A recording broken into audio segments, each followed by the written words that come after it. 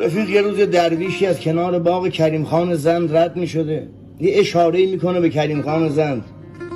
یه گفت بذارید به داخل ببینم چی میگی. به درویش گفت بفرما دستی که تکون دادی دلیلش چی بود؟ گفت تو اسمت کریمه، منم کریمم، بالا سریم کریمه. به تو چی داده به من چی داده؟ میگه کریم خان در حال کشیدن قلیون بود، گفت همین قلیون تو به من بدی برا من بسته. یه کریم خان زن قلیون رو داد بهش. فردای اون روز درویش که رفت قلیونا بفروشه، یه نفر بوده که میخواست به دیدار پادشاه بیاد، قلیونا تحفه میخره برای پادشاه. برای اینکه برای پادشاه میخواست بخره، جیب طرف رو پر پول میکنه. چند روز بعد درویش میره که از پادشاه تشکر کنه، میبینه قلیون جلو کریم خان زنده.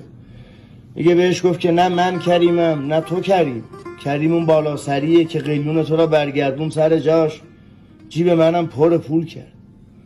خلاصه رفیق اون اوستا کریم بالایی خودش میدونه داره چی کار میکنه.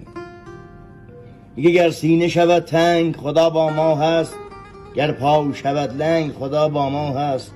دل را به حریم عشق بسپار و برو، فرسنگ به فرسنگ خدا با ما هست.